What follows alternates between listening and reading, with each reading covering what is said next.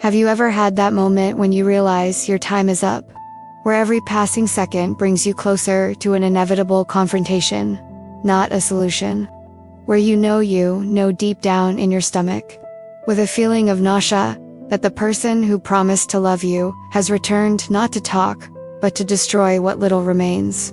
Chloe Bennett had that moment on a Thursday at 3:47 p.m., kneeling on the floor of a tiny mobile home bedroom, desperately trying to fit 3 years of her life into 2 cheap suitcases she'd bought at the Walmart sale the previous week.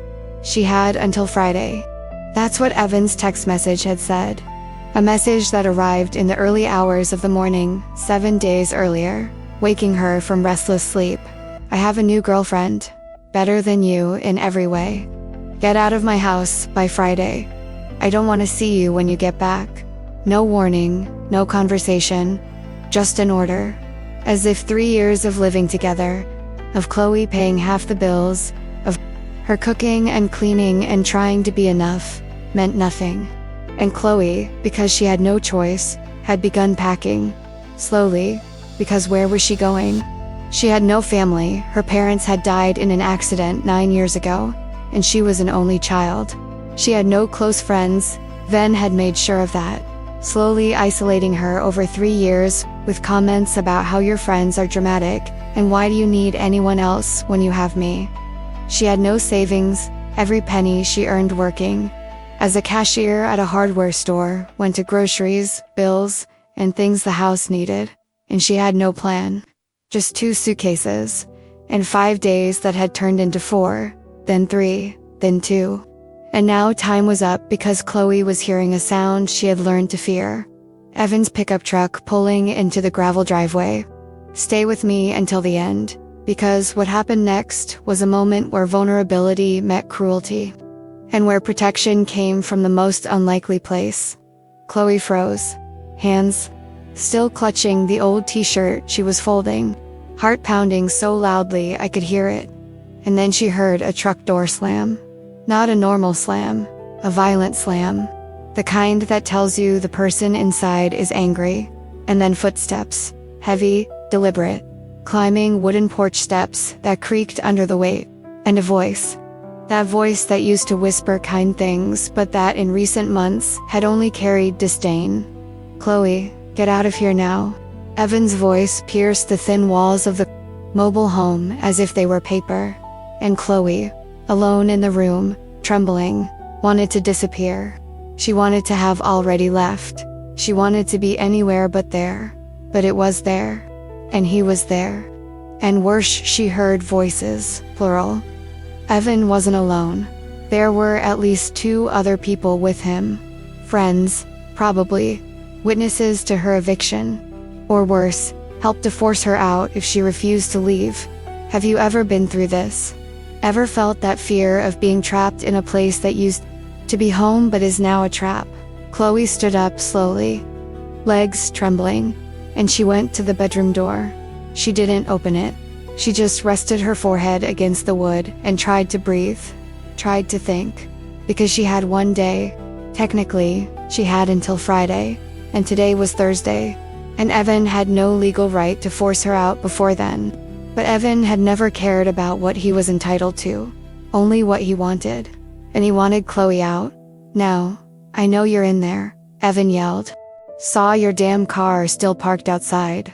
So stop hiding and come out here. Chloe took a deep breath. She instinctively touched her belia gesture that had become a habit in the last few weeks, even though there was still nothing to feel. 5 weeks pregnant. Just 5 weeks. And Evan didn't know. He couldn't know. Because if he did know, Chloe didn't even want to imagine his reaction. She opened the bedroom door and walked into the small room that served as both kitchen and living area. Saw Evan through the screen door, 32 years old, tall, muscular build of someone who worked out physically, and with clear anger in his red face. He wasn't alone. 2 of his friends were there. Marcus Snow, another Marcus, not the sheriff. Just a guy Evan knew from work and someone Chloe didn't recognize. Both with their arms crossed. Both looking intimidating. Finally, Evan said when he saw her, I thought I was going to have to break in. You said Friday. I still have until tomorrow. Chloe's voice came out weaker than she intended. I changed my mind. I want you out today. Now, Kelly is coming later, and I don't want you here when she arrives. Kelly, new girlfriend. Woman Evan had met while he was still technically with Chloe. Woman who was apparently better in every way. But I have nowhere to go, Chloe said, and she hated how it sounded. Like pleading, like weakness. It's not my problem. I should have thought of that before I was so useless that I had to find an upgrade. Evan's friends laughed, and Chloe felt humiliation burn her face. Because it was happening, she was being kicked out, and there was nothing she could do. Except there was. Because Evan's neighbor, an older man named George, who lived in a mobile home 3 lots down, had heard shouting. And George, who had seen Chloe for 3 years, who had waved to her when she checked the mail, who knew Evan was troubled, picked up the phone, and called the police. Not because he had to, but because it felt right, and that call, that stranger's decision to intervene, would change everything.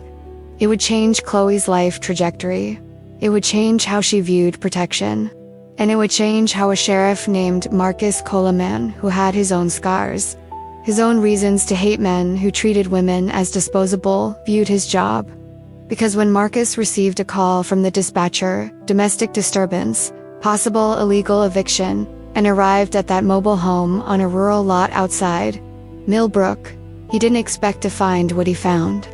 He didn't expect to see a clearly terrified woman being yelled at by her ex-boyfriend and friends. He didn't expect to recognize signs, subtle signs, that only someone who had lived with a pregnant woman would recognize.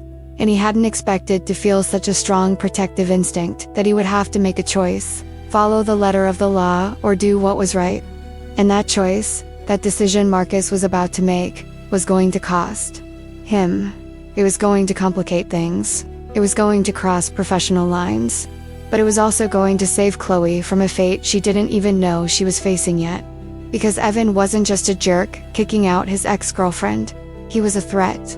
And Marcus was about to discover exactly how dangerous men like Evan could be when they lost control. Marcus Cole drove down the dirt road leading to the mobile home park with a familiar sense of apprehension. 12 years as sheriff of Millbrook had taught him that domestic disturbance could mean anything from neighbors fighting over a fence to something far more dangerous. And calls in rural areas like this, where houses were spaced far apart, where no one heard screams, where isolation was a weapon, were always the most worrying. He saw a black pickup truck first, aggressively parked in the driveway, blocking an old, worn sedan behind it. He saw 3 men on the porch of a white mobile home with faded blue stripes, and he saw a woman, through a screen door, small, withdrawn, with the posture of a cornered animal. Marcus parked the car. He got out, and immediately he felt tension. One of the men, tall, muscular build, probably in his early 30s, turned when he saw the badge. "No problem here, Sheriff. Just a private matter. I got a call about a disturbance, so I'll check it out." Marcus walked toward the porch, and as he got closer, as he saw the woman more clearly through the screen, he noticed details. He noticed a paleness that wasn't just fear. He noticed how her hand instinctively went to her stomach, a protective gesture he recognized immediately because he'd seen his wife, Lisa, do it thousands of times during her 3 pregnancies. He noticed deep, dark circles under her eyes. And he noticed the way she looked when he appeared, not relief yet, but cautious hope. "I'm Sheriff Cole," Marcus said, turning his attention to the man who had spoken. "And you are?" "Evan Mitchell. This is my property." And I was just asking my ex-girlfriend to leave. Ex-girlfriend has a name. Marcus looked through the screen at the woman. "Chloe Bennett," she said. Her voice was low but firm. "And you live here, Ms. Bennett?" "I used to. Evan ended the relationship last week. He said I have until Friday to leave. But I changed my mind," Evan interrupted. "I want her out today. I understand. And Ms. Bennett, do you have a lease? A written agreement?" Chloe hesitated. "No, but I lived here for 3 years. I paid half of all the bills. I have bank transfer receipts. Marcus turned to Evan. So even without a formal contract, 3 years of residence and contribution to expenses establishes her as a tenant or co-resident. You can't just evict her. You need to follow the legal eviction process. If something like this has ever happened to you, if you've ever been evicted from a place you considered home without warning or legal protection, share in the comments. Because that feeling of having the rug pulled out from under your feet is devastating. This is ridiculous. Evan exploded. It's my house. My name is on the title, and I want her out. I understand your frustration, but the law is clear. Established residence requires proper notification. 30 days minimum in most cases. So you're saying I have to put up with her for another month? I'm saying you can't force her out today without breaking the law. If you want her out, you need to formally file for eviction through court. Marcus maintained a professional but firm tone, and he saw the anger on Evan's face intensify. He saw his friends exchange glances, and he saw Chloe, still through the screen, relax slightly, because someone had intervened. Someone with authority had said that Evan was wrong. What if she agrees to leave? One of Evan's friends asked. Then it's her choice. But it needs to be her choice, not coercion. Marcus looked at Chloe. Ms. Bennett, do you have somewhere to go if you choose to leave? Today, Chloe looked at Evan, at his friends, at Marcus, and she did a quick calculation. She could stay. She could use the law to buy time. But that meant another 30 days of tension, of Evan showing up, of intimidation. Or she could go, but where to? No, she finally admitted. I have nowhere to go. Family. Friends. No. Parents died, and friends. I don't have any anymore. Her voice broke slightly at the last part, and Marcus heard everything that wasn't said. He heard isolation. He heard vulnerability. And looking at her, seeing the protective hand gesture on her belly again, he knew. She was pregnant. Probably early. And Evan clearly didn't know, or didn't care. So here's the situation, Marcus said, turning his attention to Evan. Ms. Bennett has the legal right to remain until proper eviction proceedings.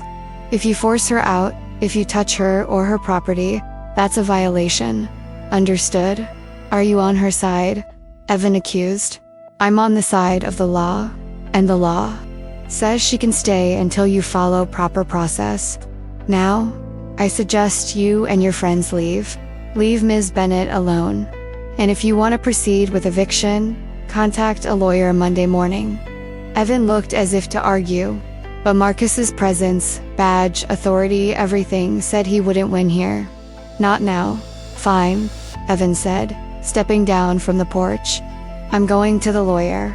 And I'm going to sue her for every penny I've spent on her these past 3 years.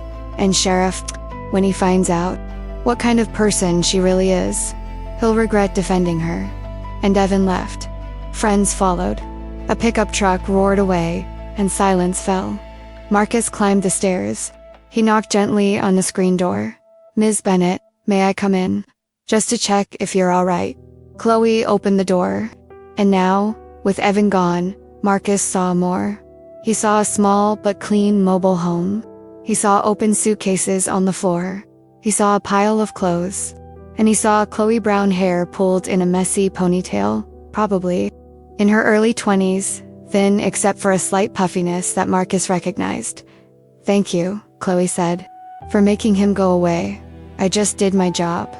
But Ms. Bennett, I need to ask, are you safe here? Will he come back? I don't know. Maybe. Probably. And you really have nowhere to go? No. I work at the hardware store, but my salary barely covers food and transportation. I don't have enough for an apartment deposit. And everywhere I've called wants rental history, which I don't have. This part touched you. If you felt Chloe's helplessness at having no options, leave a like. It helps me know you're feeling this with me. Marcus hesitated, because the next question was personal, but he needed to know. Are you pregnant? Chloe froze. How? I have 3 children. I had a wife who went through 3 pregnancies. I recognized signs, and I saw how you instinctively protect your belly. Tears filled Chloe's eyes. 5 weeks. And Evan doesn't know. He can't know. Because if he finds out, it'll get worse, Marcus finished. Yes. And you plan to keep the baby? Yes. I know, it's crazy. That I can barely support myself, but I can't. I can't have an abortion. I just can't. I'm not judging. I'm trying to understand the situation to help. Marcus looked around. He saw how much Chloe still needed to pack. He saw how lonely she was. And he made a decision he knew Captain would question, but that his conscience demanded. Look, there are resources. Women's shelters. Social services. I can give you numbers. I already tried. The shelter is full. Social services said that, without documented violence, I'm not a priority. Okay, then plan B. I'll talk to some contacts. See if I can find a room for you. Something affordable. And in the meantime, you stay here. And if Evan comes back, if he causes trouble, call me directly. Marcus handed over his card. Personal number is on the back. Anytime, understood. Chloe took the card with trembling hands. Why are you helping? You don't know me. Because it's my job to protect citizens. And because, Marcus paused. Because the next words were personal. Because I lost my wife 2 years ago. Cancer. And she always said, when you see someone needing help, and you can do something, you do it. So I'm doing it. Chloe began to cry. Not dramatic sobs. Just silent tears of relief. Of finally having someone offer help, without expecting anything in return. Thank you, she whispered. Really, thank you. And Marcus, looking at the young, pregnant, and alone woman, knew he had just crossed a line. A line between professional and personal. Because helping Chloe find resources was his job. But the way he already cared, the way he already felt protective of her and the unborn baby, that was something more. And as he drove back to town, as he thought about how to help Chloe, he didn't know that Evan hadn't given up. He didn't know that Evan had called a lawyer before even getting home. And he didn't know that the battle for that mobile home was only just beginning, because Evan had discovered a legal loophole, and he was going to use it. And when he did, Chloe would only have days, not weeks, days to leave. And this time, Marcus would have to decide. How much was he willing to risk to protect a woman he barely knew, but who had already begun to mean more than she should? If you want to hear more stories like this, stories about protection when the system fails, about people choosing to do the right thing even when it's difficult, subscribe to the channel.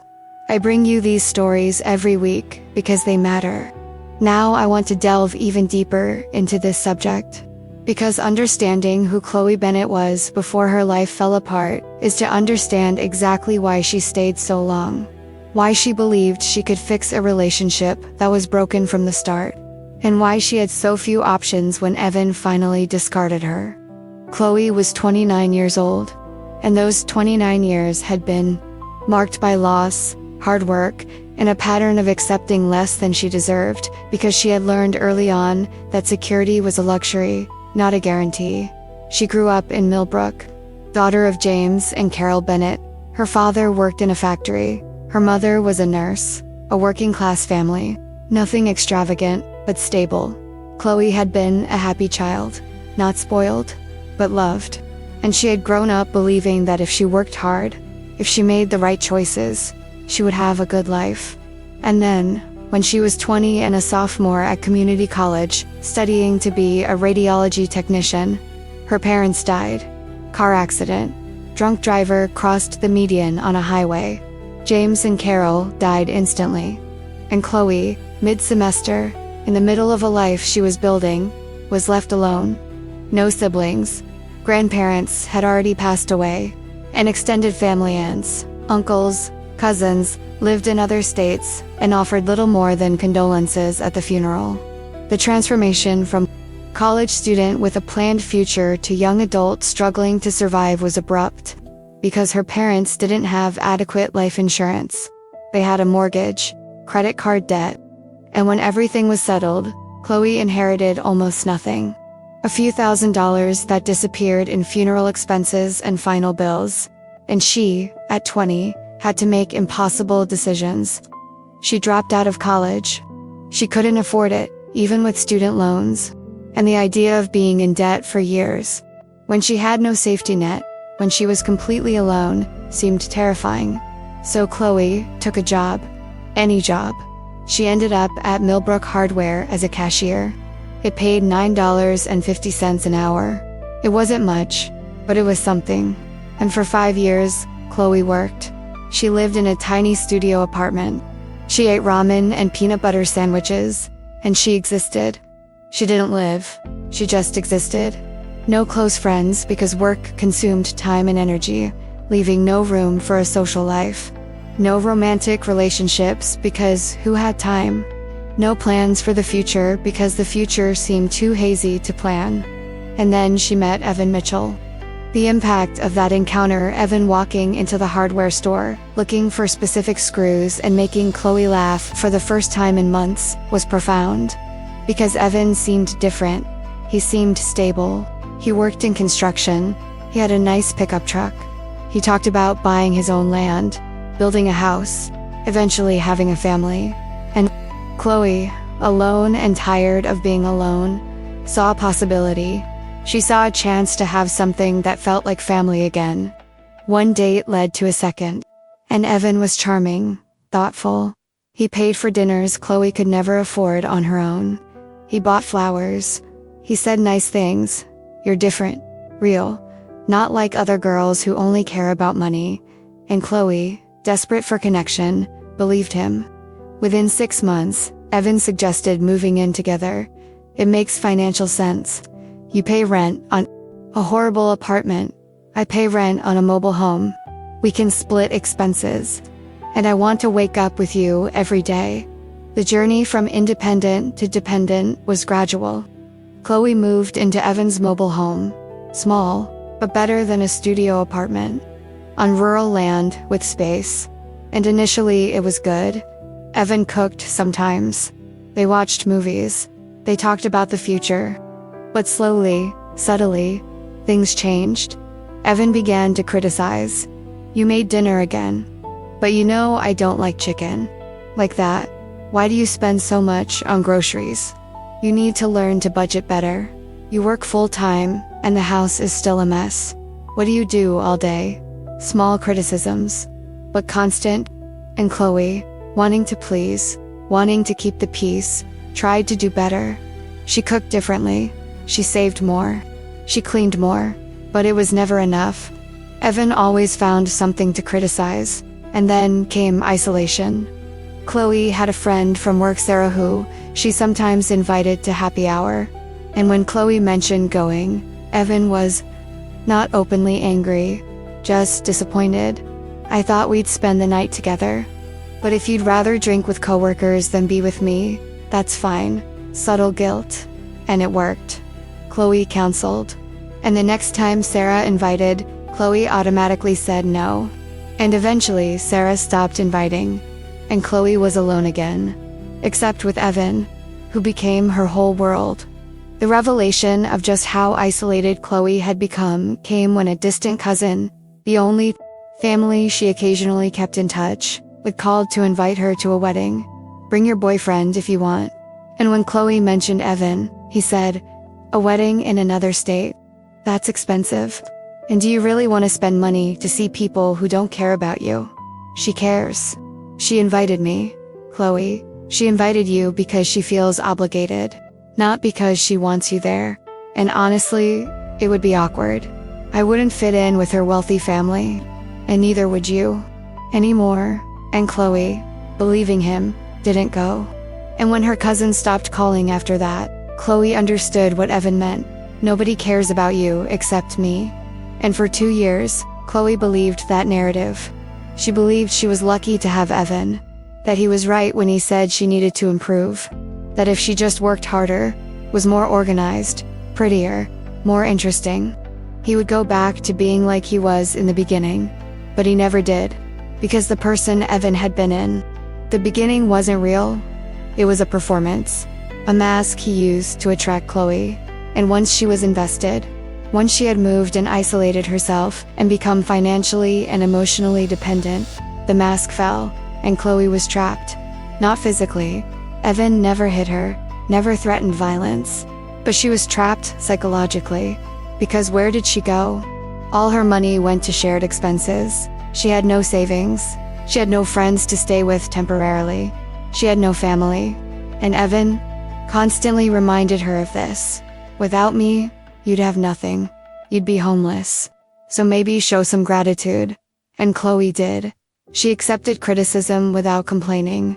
She cooked what he wanted. She cleaned as he demanded. And slowly she lost her sense of who she was beyond an extension of Evan's will.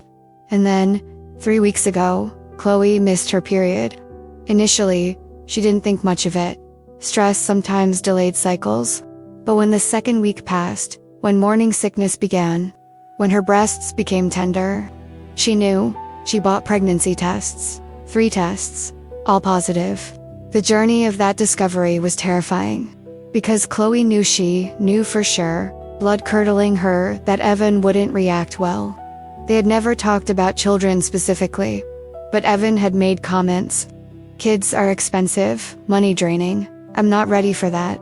And Chloe, 5 weeks pregnant, alone in a small mobile home bathroom, staring at a positive pregnancy test, had to decide. Tell Evan and risk his reaction, or not tell him and deal with it alone. She chose the second option, and for 2 weeks, she hid it. She hid morning sickness, saying it was a stomach flu. She hid fatigue, working through it, and she planned how she would tell him. How she would convince him that they could make it work. That she would work until the very last moment of her pregnancy. That it wouldn't be a burden. But before she could have that conversation, Evan ended the relationship via text. Without warning, without conversation. Just, I have a new girlfriend. Go out by Friday. And Chloe, sitting on a shared bed, reading messages at 2 a.m, realized he didn't know about the baby. And he never would. Because if he told her now, he would use it as a weapon. He would say she got pregnant on purpose to trap him. And even if it wouldn't make a difference, he already wanted her gone. It would make everything worse. So Chloe kept it a secret, and she started packing. But where to? No money, no safety net, no options. She went to a women's shelter. Sorry, full. And without documented violence, you can't go to the front of the line. She went to social services. No physical violence, no evidence of immediate threat. We can't classify it as an emergency. She looked for rooms to rent. But everyone wanted a deposit she didn't have. They wanted rental history she didn't have. Time continued to pass. Monday, Tuesday, Wednesday. And Chloe packed. Slowly, because she had nowhere to go. And she thought in a way that embarrassed her about simply staying. About forcing Evan to formally sue her. About using every extra day the system allowed. But she also knew Evan wouldn't accept it. He would come, and he would force his way in. And when he came that Thursday, when he showed up with friends and anger, Chloe was terrified. Terrified of being thrown out on the street. Terrified of having to sleep in a car. Terrified of losing her baby, due to stress and lack of proper prenatal care. But then Marcus had appeared.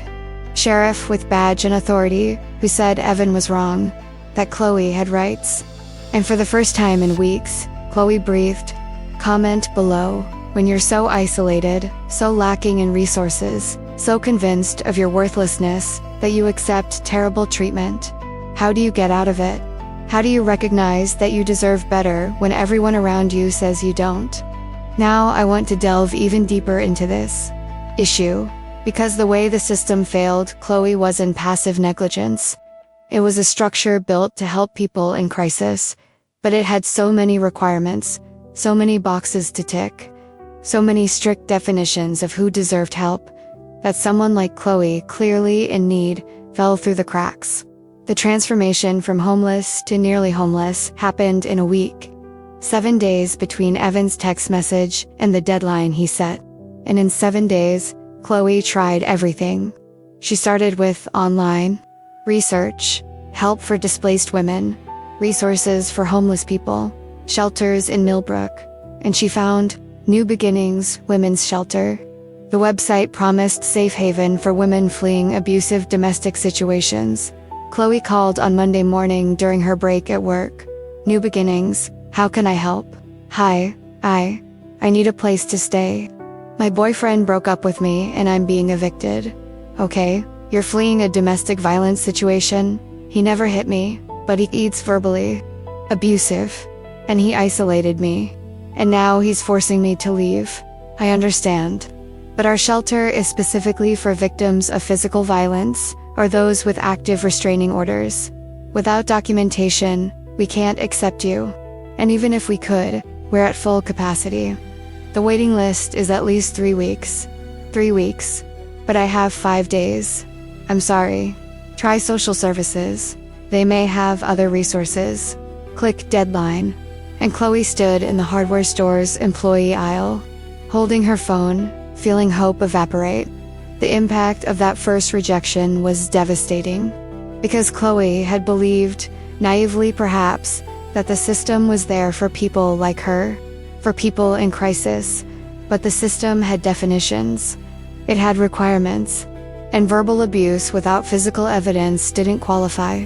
Tuesday, Chloe went to the county social services office, a small building in the center of Millbrook, a waiting room full of people, waiting mothers with children, elderly people, visibly homeless men. Chloe got a number, waited 2 hours, and finally was called Chloe Bennett. The social worker was a woman in her 40s, tired, overwhelmed, with a stack of files on her desk.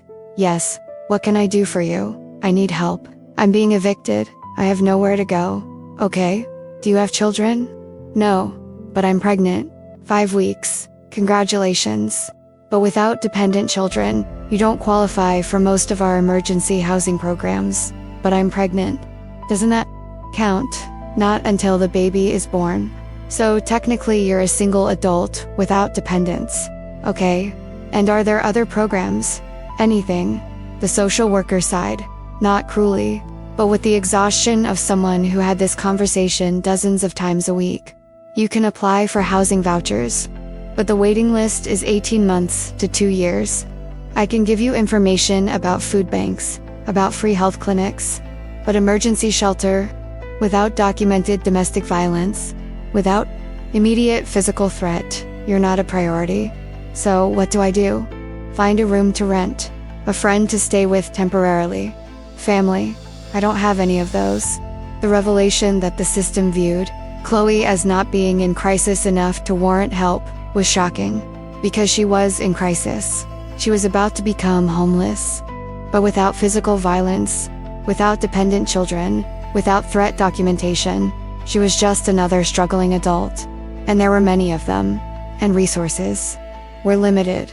Chloe left that office with flyers about food banks, about free clinics, about support groups, but nothing that would give her a place to sleep in 3 days. Wednesday, Chloe started looking for rooms to rent.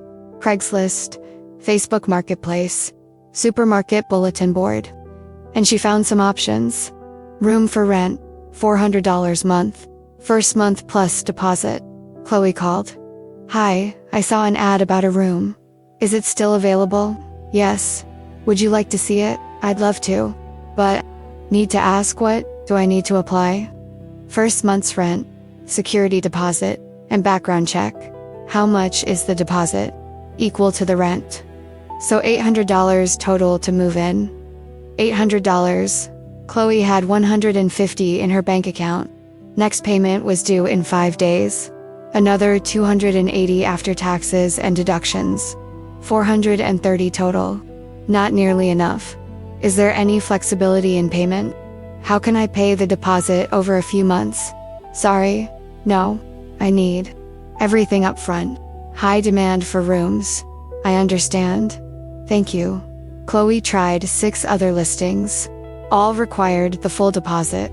All wanted rental history, which she didn't have. And one, when Chloe explained the situation, honestly said, sorry, but if you're being evicted, even if it's not your fault, that's a red flag. I can't risk it. Chloe's search for housing went from hope to despair in 2 days, because every door closed, every option evaporated, and Evan's deadline was approaching. Thursday morning, before Evan showed up, Chloe had made one last, desperate effort. She called the local church, First Baptist Church of Millbrook. "How can I help?" "Hello, I'm in a difficult situation, being evicted, and I was wondering if the church has an emergency fund or knows someone who could help." "Let me transfer you to Pastor Reynolds." Hold music. And then an older male voice. "This is Pastor Reynolds. I understand you need help." Chloe explained the situation, and heard thoughtful silence. "Ms. Bennett, I wish I could help, but the church's emergency fund is for members, and you're not a member, correct?" "No. But could I become one?" "Start coming.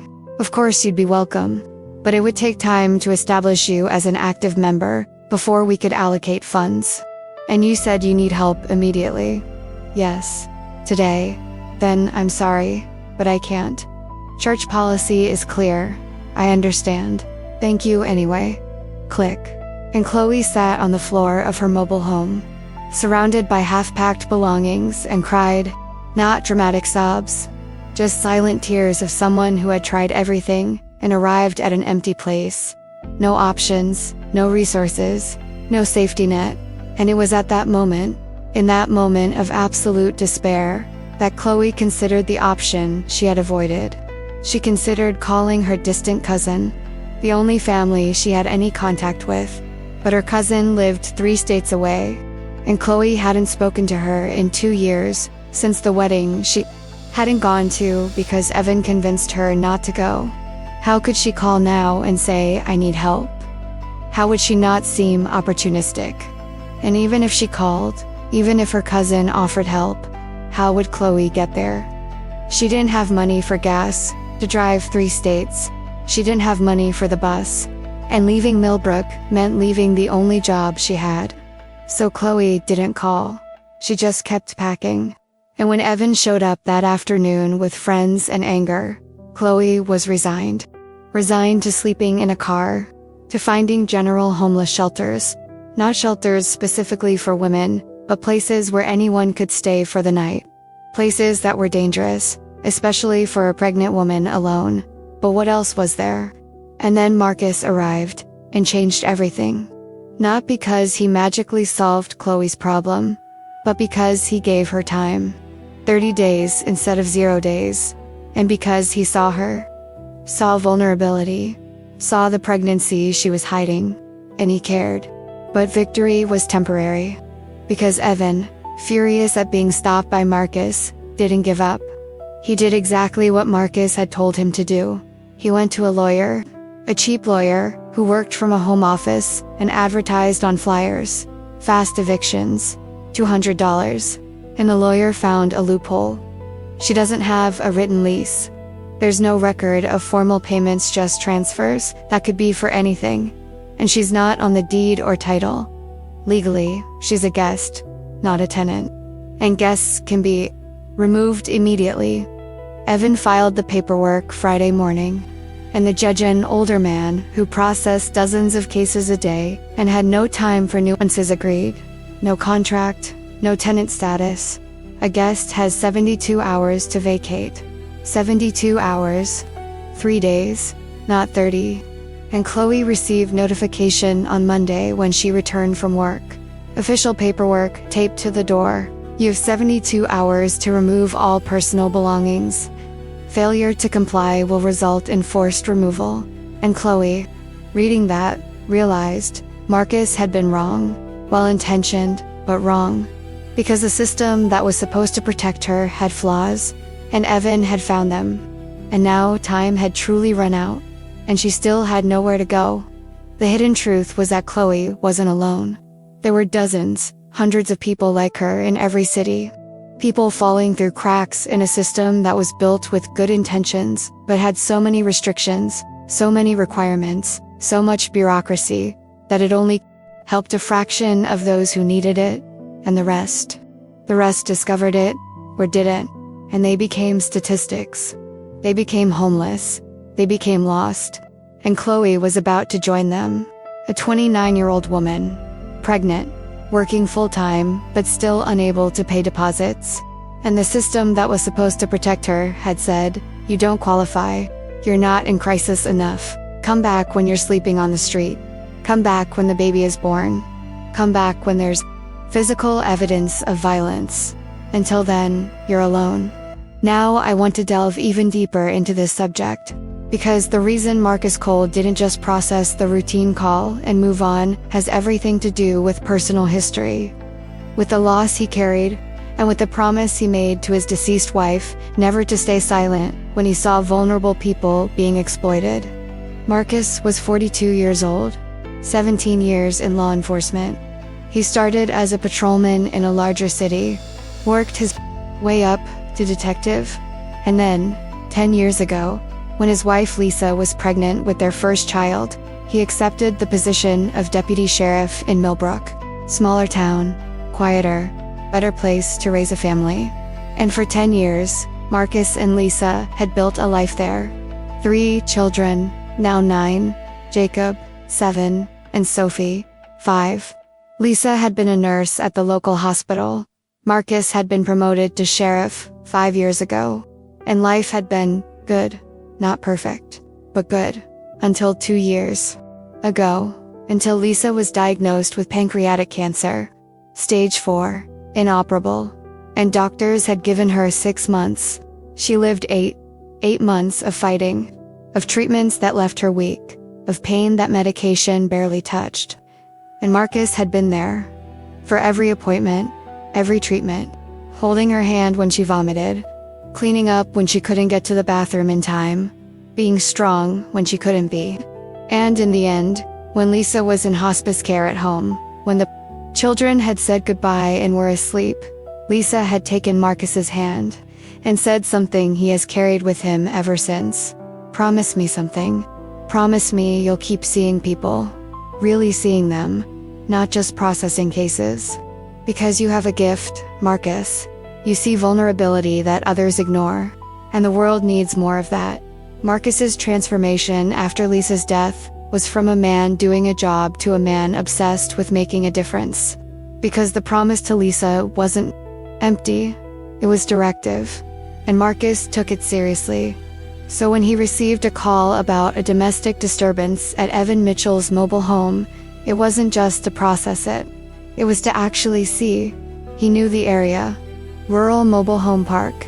Mostly working class people. Some retirees. Some young couples.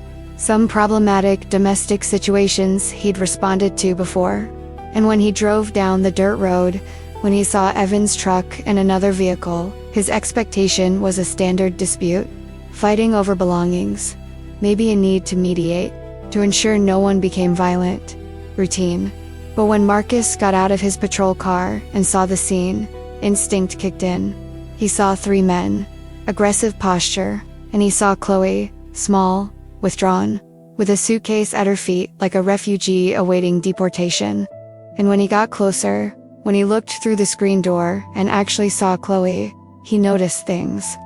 Details that years of living with Lisa, 3 times pregnant, had taught him to recognize. The way Chloe instinctively held her belly when Evan yelled. Not an obvious gesture, but a protective one. Paleness that wasn't just fear, it was nausea. Morning sickness that Marcus had seen Lisa experience hundreds of times. Deep, dark circles under her eyes. Fatigue that came with the first trimester. And posture. The way Chloe hunched over slightly, as if protecting something precious. Marcus knew. Without needing to ask yet, Chloe was pregnant. And Evan, the man yelling about kicking her out, clearly didn't know, or didn't care. The impact of that realization changed how Marcus viewed the situation. It wasn't just a domestic dispute. It was a vulnerable pregnant woman being forced onto the street by an ex who had no conscience. "Is there a problem here?" Marcus asked. His tone was professional, but he was already decided he wasn't just going to mediate and leave. Evan turned, and Marcus immediately saw the kind of man Evan was. He saw arrogance. He saw a sense of entitlement. He saw a man who was used to getting what he wanted through intimidation. "No problem, Sheriff. Just asking my ex-girlfriend to leave my property. She's had enough time. Now she needs to go. And you are Evan Mitchell. This house is mine, name on the title, and I want her out." Marcus looked at Chloe, really looked, and he saw not just fear, but exhaustion. He saw someone who had fought and lost and was resigned. "Miss, what's your name?" "Chloe Bennett. And you live here?" "I used to, for 3 years. But Evan broke up with me and said I have until Friday to leave." Her voice was low, defeated, like someone who had stopped fighting because fighting didn't change anything. Marcus turned to Evan. "Does she have a rental agreement?" "No. She just lived here as a girlfriend." "But did she pay bills?" "Sometimes, but it wasn't an official rental." Marcus looked at Chloe. "Did you contribute financially? Did you pay part of the expenses?" "Yes. Half of everything. I have proof of transfer." So even without a formal contract, established residence for 3 years with financial contribution gives you tenant rights. He can't just evict you. He needs to follow the legal eviction process. The revelation that Chloe had rights, that she wasn't completely powerless, changed her expression from resignation to fragile hope. But Evan exploded. "This is ridiculous. It's my property. And she's an established resident. The law is clear. 30 days minimum for proper eviction." Marcus maintained a firm tone, non-negotiable. And while Evan argued, while his friends shifted uncomfortably, Marcus watched Chloe. He saw how she had relaxed slightly. He saw her hand go to her stomach again, and he made a decision. A decision not only to do his job, but to go further. Because Chloe reminded him of Lisa, not physically, but vulnerability. Lisa had been strong, but when sick, when weak, she had needed someone to defend her, and Marcus had done that. And now, looking at Chloe, he saw someone needing a defender again. After forcing Evan and his friends to leave, Marcus had entered the mobile home. He saw how small it was, how clean it was despite the circumstances. He saw half-packed suitcases.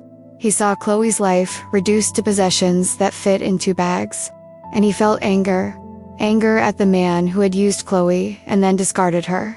"Can I ask a personal question?" Marcus said. "Are you pregnant?" The journey of that moment, of Chloe realizing that the secret she had so carefully kept was obvious to trained eyes, went from shock to emotional collapse. "How did you know?" "I have 3 children. My wife went through 3 pregnancies. I recognize the signs. The way she protects her belly, paleness, posture." Marcus paused. "Does Evan know?" "No, and he can't know. Because if he finds out, it'll get worse." "Yes, he doesn't want children. He said so before. And if he finds out I'm pregnant, I don't know what he'll do. But it won't be good." Marcus sat in a small chair in the kitchen. He gestured for Chloe to sit too. "How far along?" 5 weeks. "And you plan to keep it?" "Yes, I know. It's crazy that I can barely support myself, but it's my baby, and I can't. I won't have an abortion just because Evan doesn't want responsibility." The impact of that statement, Chloe choosing to continue the pregnancy, even knowing it would make life exponentially more difficult, touched Marcus deeply, because it was courage. It was determination. It was maternal love already present, even though the baby was just a cluster of cells. "Do you have family? Friends? A support system?" "No. Parents died. No siblings. Friends. I lost contact with Evan over the years, and I tried resources, shelter, social services. Nobody can help. So what's the plan? After you leave here?" "I don't have one. Probably sleep in the car. Until I figure something out." "Chloe, you can't sleep in a car while pregnant. Especially coming winter. It's not safe." "I know. But what else is there?" Marcus hesitated, because the next offer crossed a line between professional and personal. But he thought of Lisa, of a promise, and he knew he had to do it. "There's a spare room in my house. My wife died 2 years ago. The children and I have space. You could stay, temporarily, until you get settled. Chloe looked at him as if she had said something impossible. You can't offer this. You don't know me. I don't know you well. But I know you're in need. That you're pregnant and vulnerable, and that the system that should help has failed. So I'm offering an alternative. But people will talk. They'll think. Let them think. I'll be doing the right thing. And that's what matters. I don't know how to thank you. You don't need to. Just accept help. And Chloe, because she had no choice, because she was desperate, accepted. Not knowing that that decision to trust a stranger with a badge would change the trajectory of her life. That Marcus would become not only her protector, but family. And that the connection between them would grow from a practical need to something deeper. Something neither expected, but both needed. Comment below. When a stranger offers help that no one else gives, crossing professional lines to do the right thing, do you trust them or are you suspicious? And the difference between the two can be life or death. Now I want to delve even deeper into this subject, because what happens in that apartment, in those tense minutes where the air feels electrified, isn't just about laws or rights. It's about something much more visceral. It's about the exact moment when two people, complete strangers, until seconds ago connect through an emotional fracture so deep that neither can ignore it. Marcus feels it in his chest. That familiar pressure, that inner voice that has always guided him through the streets, the dark alleys, the most dangerous calls. The voice that says, something is wrong herein. It's not just Evan's aggressiveness. It's not just his controlling posture. The way he positions himself between Marcus and Chloe, as if she were his property. It's her silence. The way Chloe shrugs, how her eyes avert, how she bites her lower lip, trying to make herself smaller, invisible, less problem. Marcus has seen this before, many times, on domestic calls where the woman says she fell, tripped, hit her head on the closet door. He knows the script, and every fiber of his being as a police officer, every fiber of his being. Human she's yelling at him not to leave that woman alone with that man, but he can't simply act on instinct. There are protocols, limits, the fine line between protecting and overstepping authority. So Marcus stays. He plants his feet on the floor of that minimalist and expensive apartment, crosses his arms, and assumes the posture he learned over years of patrolling. Firm presence, silent authority, implicit protection. Sir, I need you to calm down, Marcus says, his voice low and controlled, but carrying undeniable weight. It's not a threat, it's a warning. Evan takes a deep breath, and Marcus sees the calculation playing out behind those eyes. The man knows he's gone too far. He knows there's a police officer in his office. He knows he needs to back down. So he raises his hands in a cynical, almost mocking gesture of surrender. Okay, officer, okay. I don't want any trouble with the law, but the smile at the corners of Evan's mouth is pure poison. Chloe can stay. Today. But we'll sort this out tomorrow. Civilized. Emphasis on the last word is like a knife, and Chloe shudders. Marcus doesn't move. He just watches. And then, slowly, deliberately, he takes a card from his uniform pocket. He turns to Chloe. He holds out the card. This is the district's direct contact. And this. He flips the card over, scribbles a number on the back, with the pen he always carries in his vest, is my personal cell phone. If you need anything you call me. It doesn't matter what time it is. Understood? Chloe picks up the card with trembling fingers. Her eyes meet Marcus's, and for the first time since he entered that apartment, she really looked for him. And what Marcus sees there destroys him. Gratitude mixed with shame, relief mixed with fear, hope mixed with despair. Thank you, she whispers, and the word is so small, so fragile, that Marcus feels something tighten in his chest. Evan. Huffs rolls his eyes. How dramatic. And he turns, disappearing down the hallway toward what is probably the bedroom. Marcus waits. He hears the door slam. Then he leans slightly toward Chloe, lowering his voice even more. "Are you sure you're safe here tonight?" Chloe hesitates. Marcus sees the internal struggle, the dance between the fear of the known and the terror of the unknown. She swallows hard. "I think so. He won't do anything, not with you coming here. He cares a lot about his reputation." Marcus doesn't like the answer, but he understands. He can't force her to leave. He can't save her if she doesn't want to be saved, but he can do one thing. "Call me tomorrow morning, even if it's just to say you're okay." "Deal." Chloe nods, pressing the card against her chest, as if it were a protective amulet. And Marcus leaves that apartment with a heavy heart, with the feeling that he has just put someone in danger, certain that this call is not over. It has only just begun. He shouldn't think about her. Marcus knows this. He knows the protocol dictates documenting the call, filing the report, and moving on. He knows there are hundreds, thousands of people in difficult situations in this city, and he can't carry them all on his shoulders. He knows emotional involvement is dangerous, that it can cloud judgment, that it can lead to wrong decisions. But as he drives through the city that night, after his shift, after changing out of his uniform into jeans and a worn-out t-shirt, he can't get Chloe out of his head.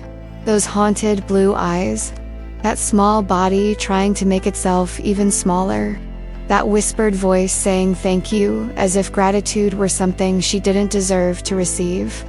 He stops at a red light and takes out his cell phone. No messages, no missed calls. She's fine. She has to be. But the unease persists. Marcus knows men like Evan. He knows the anger that boils beneath the polished surface, the violence that hides behind expensive suits and penthouse apartments. He knows how easy it is for these men to convince the world, then sometimes the victims themselves, that they are the victims of history, that they are the misunderstood, the wronged. And she knows women like Chloe, women who have been eroded, layer by layer, until they no longer know where love ends and control begins, until they believe they deserve the pain, that they caused the pain, that they are the problem. The traffic light turns green. Marcus accelerates. It's 3 a.m, and your cell phone rings. He wakes up, instantly a reflex from years of patrolling, years of sleeping with one eye open, years of knowing that a call in the middle of the night is never good news. He picks up the phone, unknown number.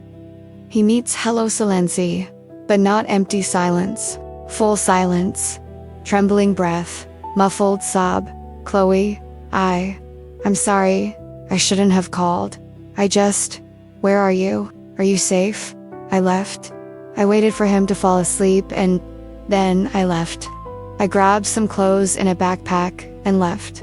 I don't know where to go. I don't have family here. I don't have friends who aren't friends. Share me too. Her voice breaks. And Marcus is already standing, already putting on his pants, grabbing his car keys. "Tell me where you are. Now." She gives him the address. A 24-hour coffee shop downtown. Marcus knows the place. A 15-minute drive. Stay there. Don't leave. I'm coming, and he will go. Because some things are bigger than protocol. Some things are bigger than rules. Some connections happen in the blink of an eye, in an exchange of glances, in a moment of mutual recognition. I see you. I see your pain, and you are not alone. Marcus doesn't know it yet, but as he speeds through the empty city streets, his heart pounding and his mind racing in 1,000 directions, something fundamental is changing inside him. Something that has nothing to do with duty, and everything to do with choice. The choice not to turn your back, the choice to extend a hand, the choice to say, "I'll stay." And when he arrives at that coffee shop, when he sees Chloe huddled at a corner table, with a worn-out backpack at her feet and her eyes red from crying, when he sits down across from her and she lifts her face and whispers, "You came," he understands. This isn't just about saving someone. It's about two broken people finding, in each other, the possibility of becoming whole again. Now I want to delve even deeper into this subject. Because what happens in that moment when Evan holds the pregnancy test between his fingers as if it were trash, when his friends laugh with that cruel, empty laughter that echoes through the apartment walls, when Chloe feels the whole world collapsing on her already exhausted shoulders, is not just humiliation, it's calculated destruction. It's the kind of violence that leaves no visible marks, but shatters something fundamental inside a person. Chloe stands there, in the middle of the room that was once hers, surrounded by half-empty boxers, and men who look at her as if she were less than nothing, and feels nausea rising in her throat. She doesn't know if it's from the pregnancy or pure terror. Perhaps it's impossible to separate the two now. "You can go," she manages to say, and her voice comes out firmer than she expected. "I'll finish it alone." Evan smiles. That smile she knows so well. The smile that comes before the storm. "Of course, dear, but remember, 72 hours. After that, I'll put your things on the street. And if you try to stay, I'll call the police." He pauses. "Oh wait, your police officer friend won't be able to help you this time. The law is the law." And he leaves. His friends follow him, still laughing, still making comments that Chloe pretends not to hear. The door closes. The silence that follows is deafening. Chloe lets herself fall to the ground. She rests her head on her knees. And finally, she allows the tears to come. She cries for everything she has lost. For the home that was never truly hers. For the man she loved who never existed in the way she imagined. For the innocence that is gone. And she cries for the tiny life growing inside her. For the impossible responsibility, for the future that seems like a bottomless abyss. She doesn't know how long she'll stay there. But when she finally lifts her head, when she finally wipes her face and takes a deep breath, she knows what she needs to do. He picks up his cell phone. He glances at Marcus's card, still tucked away in his wallet. He hesitates. He's already done too much. "I can't keep asking for help. I can't be that kind of person. I need to handle this on my own." But then she feels that wave of nausea again, puts her hand on her still flat stomach, and understands. She's not alone anymore. She never will be again. And that changes everything. Dial the number. Marcus answers on the second ring. "Chloe, he found out about the pregnancy. And he got the eviction. I have 72 hours. Silence on the other end. But she hears his breathing. Hears the sound of computer keys. Hears movement. "Where are you now?" "In the apartment." He left. "But Marcus, I can't. I can't keep asking for help. This isn't fair to you." "Chloe." His voice is firm, leaving no room for argument. "You're not asking me for anything." "I am. Offering huge difference. Now answer me this. Do you have anywhere to go?" She closes her eyes. "No, so you're coming to my house." Her heart races. "What? No, I can't. I have a spare room. I use it as an office, but it has a sofa bed. You can stay there until you get organized. No pressure, no expectations, just a safe place to breathe." Chloe feels something break inside her chest. Something that had been hardened for so long that she had forgotten what it felt like to experience that specific texture of emotion. Kindness, real kindness, without ulterior motives, without hidden demands. "Why are you doing this?" she whispers. Marcus doesn't answer immediately. And when he does, his voice carries a weight that she can't fully decipher. "Because nobody should go through this alone. And because I know what it's like to carry things that are too heavy. And sometimes you just need someone to hold the other side." 3 days later, Chloe is in Marcus's spare room, surrounded by the few boxes she managed to salvage from the shipwreck of her previous life. His apartment is small, but clean, organized in an almost military fashion. She sees photos on the walls of younger Marcus in uniform, with other police officers. A beautiful woman beside him in some. She doesn't ask. It's none of her business. But she notices that in all the recent photos, Marcus is alone. He works night shifts now, so they mostly see each other in the morning. When he gets home and she's starting to wake up, nauseous and dizzy. Marcus learned quickly.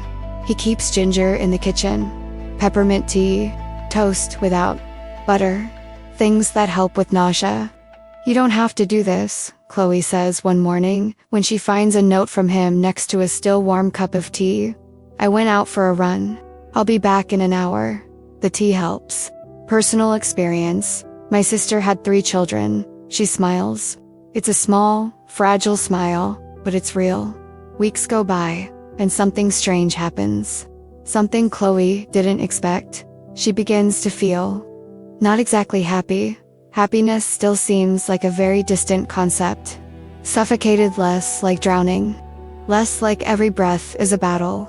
Marcus is careful, almost excessively careful. He doesn't invade her space. He doesn't ask too many questions. He doesn't pressure her. He just is there, a silent presence, a solid anchor, and Chloe slowly begins to trust again. They talk. At night, when Marcus gets home from work and Chloe is still awake because the nausea won't let her sleep, they sit in the kitchen. He tells her stories about patrol, the funny ones, never the heavy ones. She talks about college, about her dream of being a graphic designer that got lost somewhere between the years with Evan. "You can still do it," Marcus says. "It's not too late." Chloe looks at her belly, which is now beginning to show a subtle curve, with a baby, alone. "My sister went to college with 2 young children. She worked part-time, studied at night, and took 6 years instead of 4. But she graduated, and today she's an engineer." He pauses. "It's not easy, but it's not impossible." And Chloe, for the first time in a long time, allows something resembling hope to grow within her. But hope is dangerous, because hope attracts attention, and there are eyes watching. Evan didn't disappear. He just retreated. He waited. He watched. Because men like Evan don't let go so easily. Not when there's still control to be exerted. Not when there's still power to be claimed. He hires a private investigator. Cheap, unscrupulous. The kind that doesn't ask questions about ethics. The kind that just delivers results. And the results arrive on a Thursday afternoon, in a brown folder delivered to Evan's office. Photos. Chloe entering an apartment building. Chloe leaving with a tall, broad-shouldered man. Chloe laughing while walking alongside this man. More photos. The man opening the car door for her. The 2 entering a supermarket together. The man carrying shopping bags. And then, the photo that makes Evan's jaw drop. Chloe, in profile, her belly clearly visible under her shirt, with the man's hand resting protectively on her back.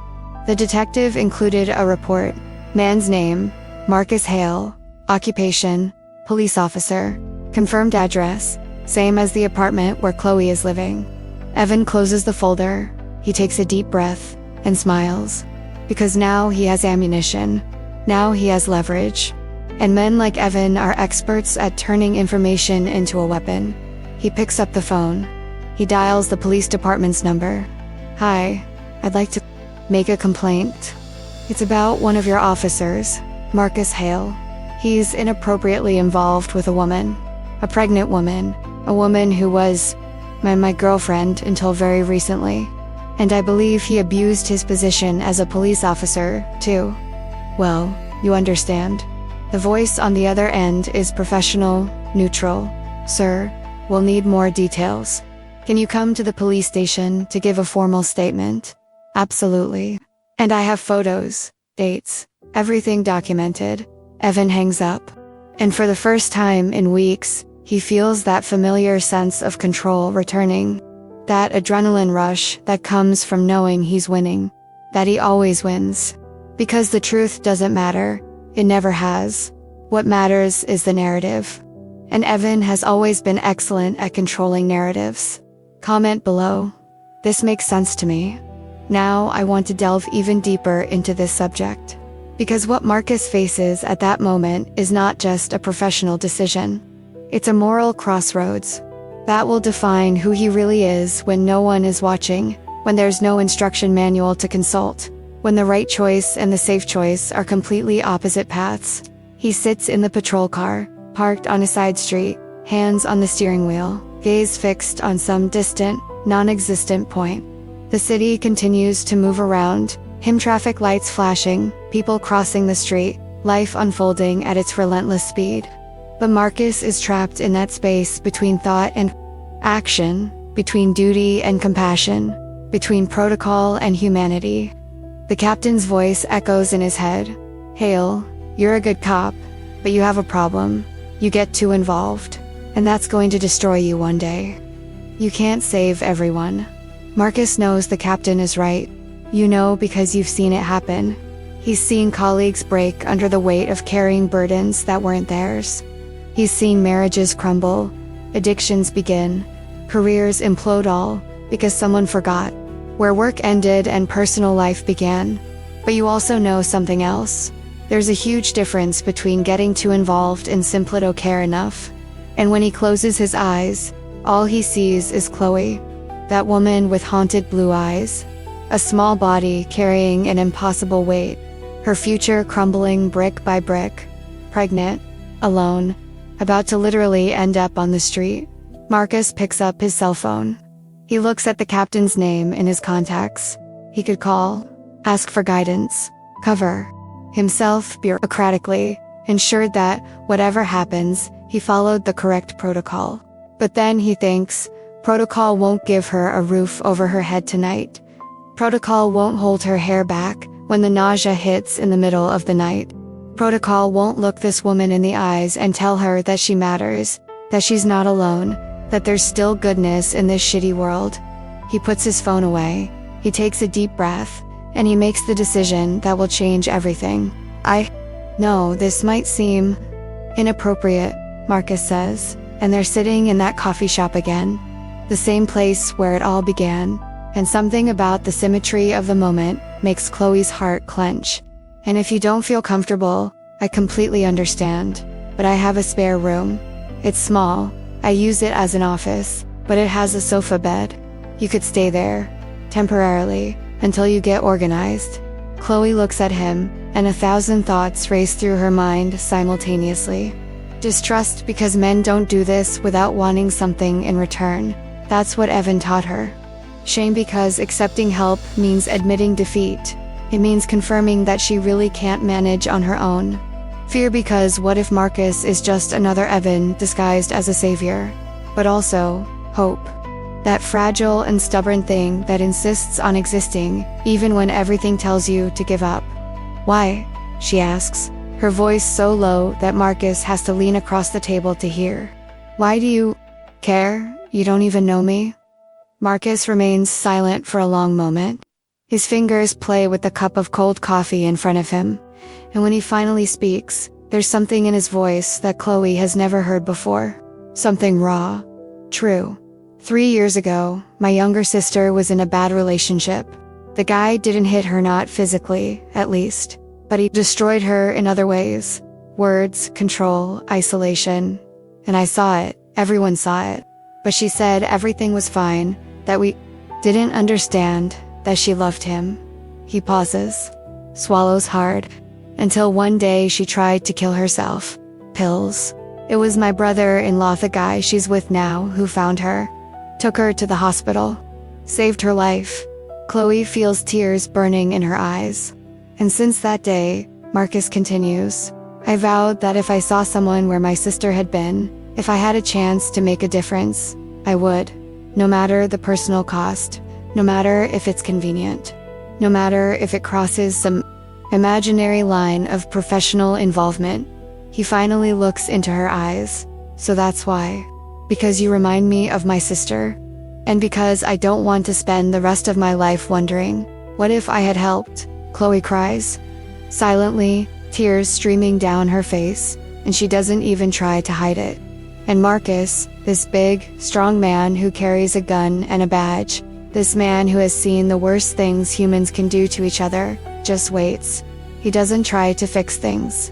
He doesn't offer empty platitudes. He just witnesses her pain with silent respect. I accept, Chloe finally whispers. And thank you. I don't know how I'm going to repay you, but you're not going. Because this isn't alone. It's basic humanity. And we don't charge for that. But basic humanity comes at a price in the real world. And Marcus is about to find out exactly how much. Evan's complaint arrives on the captain's desk one Monday morning. And the captain, a 30-year veteran of the force, a man who has seen it all, who knows how to distinguish manipulation from truth, reads the report with his jaw clenched. He calls Marcus into the office.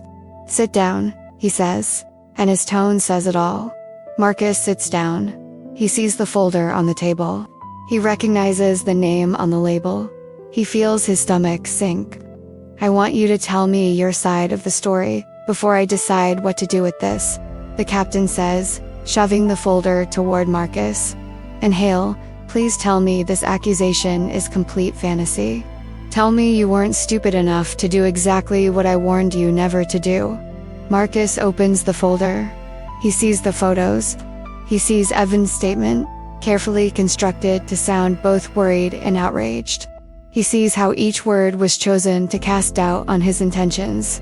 He abused his position as a police officer to take advantage of a vulnerable woman, initiated an inappropriate relationship, possibly coerced her into leaving a legally rented apartment, is living with her, taking advantage of her fragile emotional state. It's all a lie. But it's such a well-constructed lie that it touches on real fears, legitimate concerns, and possibilities that, under other circumstances, would be perfectly valid. "It's not what it seems," Marcus begins, but even he hears how weak the phrase sounds. "So explain to me what this is. Because from where I'm sitting, Hale, it looks like you've crossed every ethical line there is. It looks like you took a woman you met on a work call into your home. It looks like you're living with a civilian who's pregnant by her ex-boyfriend.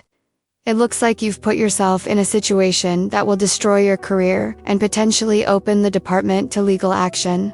She had nowhere to go. She was going to end up on the street, pregnant. And that is a tragedy, Hale, a genuine tragedy. But it's not your responsibility. We have social services, shelters, organizations. Your responsibility was to inform her of these options and move forward. Shelters that are overcrowded, services that have waiting lists of months, organizations that I don't care." The captain slams his hand on the table, and Marcus falls silent. "I don't care because you know that's not the point. The point is that you, as a police officer, have to keep your distance. You have to be impartial. You have to avoid even appearance it was improper. And you failed. Spectacularly." Silence weighs like lead in the room. "Am I being investigated?" Marcus finally asks. The captain sighs. He runs a hand over his tired face. "Internal affairs will want to talk. I'll try to hold them off as long as I can. But Hale, this is ugly. Very ugly. And even if you're cleared of any wrongdoing, your name will be tarnished. Your reputation will suffer. And frankly, your career here could be over." Marcus nods. He knew. Deep down, he always knew this day would come. That choosing Chloe would mean choosing against everything he had built. Against his career. Against his security. Against his planned future. But when he gets up to leave the office, when he puts his hand on the doorknob, he feels no regret. Yes, she feels fear, uncertainty, worry about what comes next, but no regrets, because some choices aren't about logic. They're about who you want to be when you look in the mirror. And Marcus chose to be the kind of man who doesn't turn his back on others, even if it costs everything. Now I want to delve even deeper into this subject.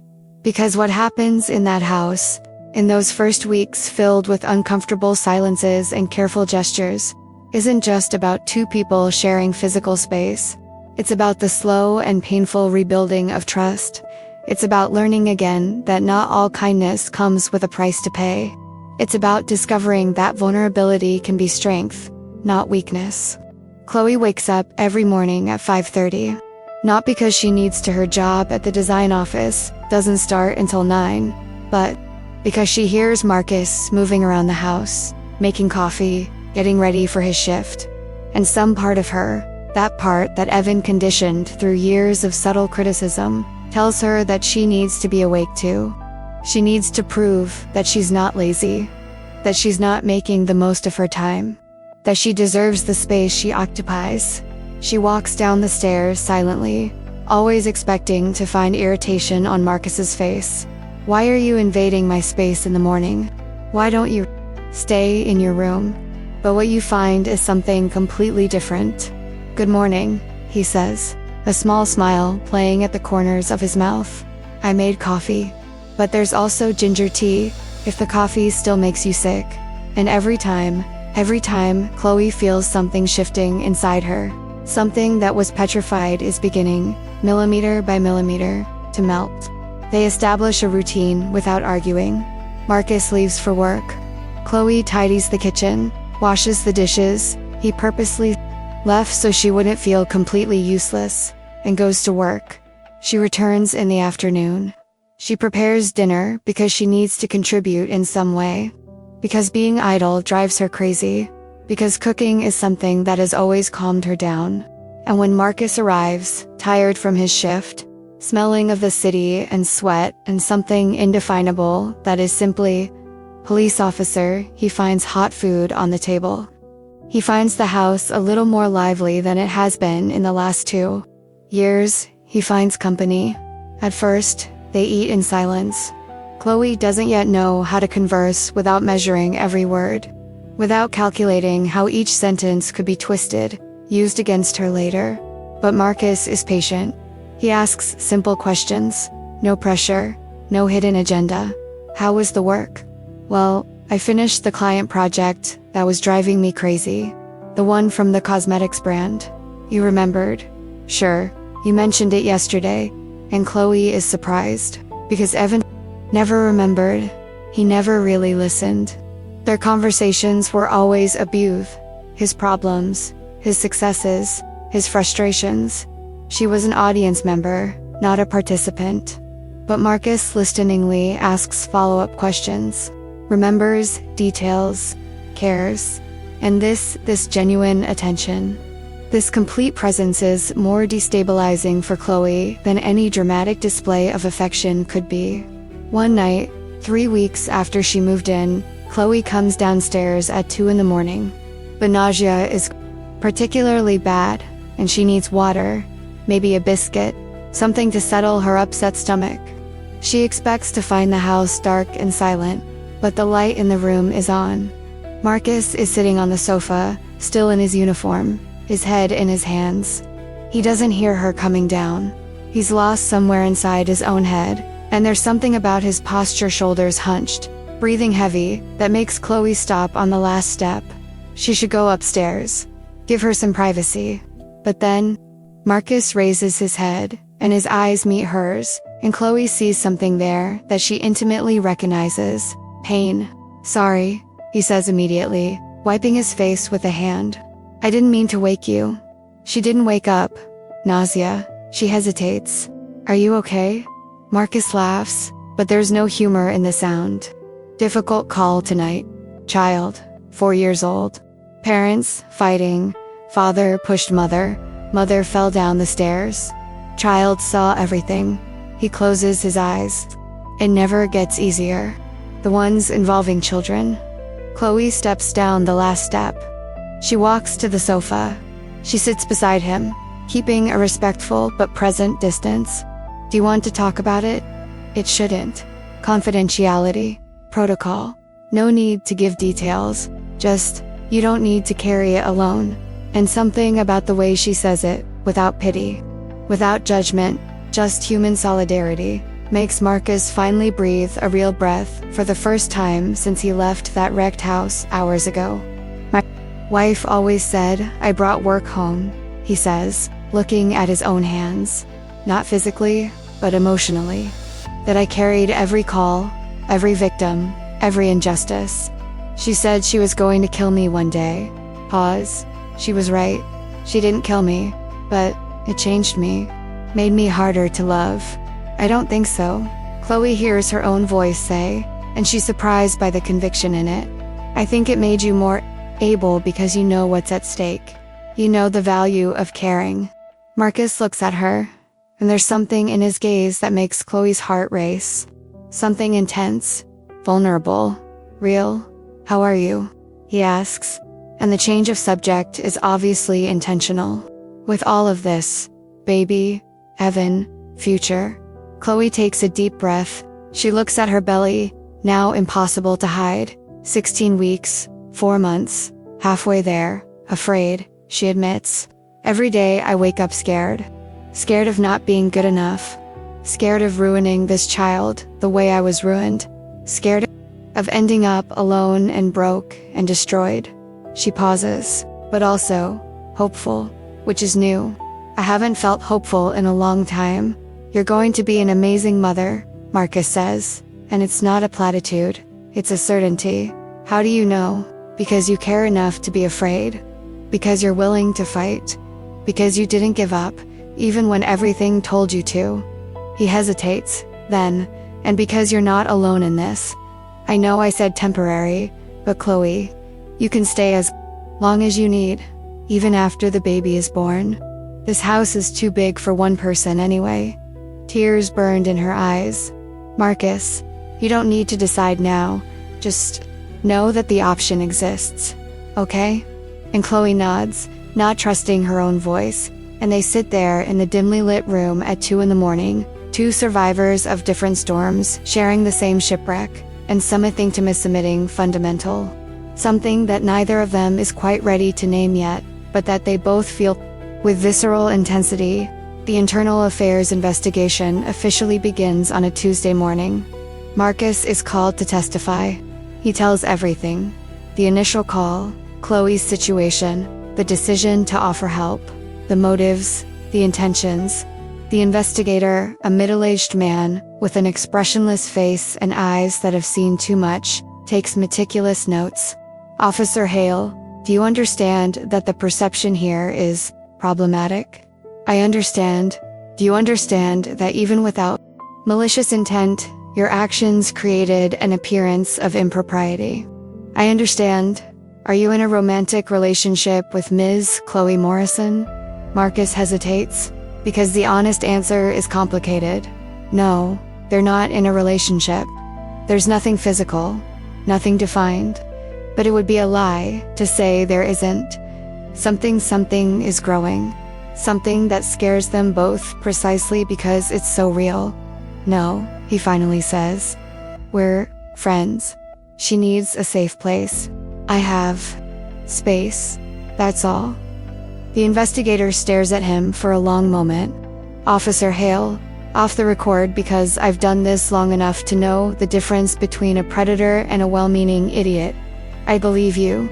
I think your intentions are pure. But that doesn't change the fact that you've put yourself in an impossible position. And depending on how Evan Ross decides to push this, there could be serious consequences. Marcus nods. He knows he always knew. But when she leaves that interrogation room, when she picks up her cell phone and sees a message from Chloe, I made that stew you liked. It's waiting for you at home. He smiles. Why home? Shay called it home. Not her apartment. Not where I'm staying. Home. And Marcus realizes, with absolute clarity and a slightly terrifying feeling, he would do it all again. He would lose his career again. He would risk his reputation again. Because some things are worth more than a badge. Some things are worth everything. Comment below. This makes sense to me. Now I want to delve even deeper into this subject. Because Evan's imprisonment is not a victory. It's merely a truce. And Chloe knows this with a certainty that wakes her in the middle of the night. Her heart racing, her protective hands on her belly that now moves with tiny kicks that seem to whisper, "It protects me. It protects me. It protects me." She's sitting in Marcus's kitchen at 4 a.m, a cup of chamomile tea cooling in her hands, when she hears his footsteps on the stairs. He should be sleeping. He just got back from a double shift 3 hours ago. But something, maybe the instinct police officers develop, that uncanny awareness of when something is wrong, wakes him up. Nightmare? He asks, his voice hoarse with sleep. And Chloe notices he's wearing sweatpants and a wrinkled t-shirt, his hair messy, his eyes still half closed. Vulnerable in a way she rarely sees. Human. Not exactly. Just thinking. Marcus sits in the chair next to her, not across the table, next to her. Close enough for her to feel his warmth, but far enough away to respect her space. He always does this. Always calibrates the distance perfectly. About Evan, that's not a question. He knows. He'll be back, Chloe says, her voice hollow, when the baby is born. Not because he wants to be a father, he never wanted that, but because he wants control. Because he can't stand the idea of me leaving, of me choosing something different. He'll use this child as a weapon, and legally. She pauses, takes a deep breath. Legally, he has rights. Marcus remains silent for a long moment. Then, have you ever thought about becoming a lawyer? With what money? I can barely pay my bills. I know someone, a family lawyer. She does some pro bono cases. I can call her. Marcus, you've already done too much. I can't. You can. And you will. The firmness in his voice leaves no room for argument. Because this isn't charity. It's strategy. If Evan is going to fight, you need to be prepared. Documentation, witnesses, history of abusive behavior, everything properly documented. Chloe looks at him, and something tightens in her chest. Gratitude, mixed with guilt.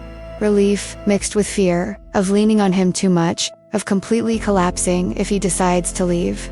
Why do you do this? She whispers. Why him specifically? I know you mentioned your sister, but this is more than that.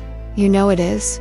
And Marcus, this man who spends his whole life helping strangers, who built his entire career on the principle of serving and protecting, suddenly can't find the right words, because she is right, and more than that. It's been more since that first night in the coffee shop. Since he saw in her eyes a reflection of his own loneliness. Since he realized that saving Chloe might also be a way of saving himself.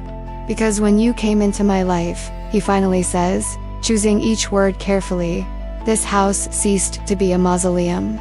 It stopped being a place where I merely exist between shifts. And He hesitates. I forgot what it's like to have something to come back to besides empty walls and memories. Chloe feels tears burning. Marcus, you don't need to say anything. I just wanted you to know. You are not a burden. You never were. You are.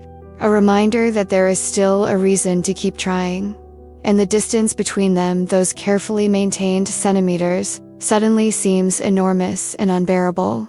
Chloe raises her hand hesitantly and places it on Marcus's on the table. Their fingers intertwine. And neither of them says anything. They just stand there in the dimly lit kitchen while the city sleeps outside. To castaways clinging to each other against the current. The lawyer Marcus meets is named Diana Reeves, and she's exactly the type of woman Chloe would imagine Marcus meeting. Competent, straightforward, with eyes that miss nothing. They meet at her office one Thursday afternoon, and Diana wastes no time with preliminaries. Marcus told me the basics. 3-year relationship ended abruptly. Unplanned pregnancy. History of controlling behavior. Correct? Try? Did he ever hit you? Chloe hesitates. Not exactly. He pushed a few times. He held my arm too tightly. Left marks. But he never made a fist. Diana takes notes. Aggression doesn't have to be a punch. Any non-consensual and threatening physical contact counts. Do you have photos of the marks? Some. On my cell phone. Great. I'll need everything. Emails, text messages, witnesses to incidents, medical records if he went to the hospital or clinic because of him. I never went.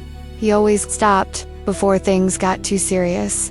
Diana looks at her with an expression Chloe knows well, understanding mixed with controlled anger. They usually know exactly how far they can go. It's calculated. She leans across the table. Chloe, I'll be honest. Evan having parental rights is a fact. He's the biological father. But we can fight for primary custody for you with supervised visitation for him. Especially if we can document a pattern of abusive and controlling behavior. What if we don't succeed? Then he can ask for joint custody. And you'll have to deal with him for the next 18 years. The room seems to spin.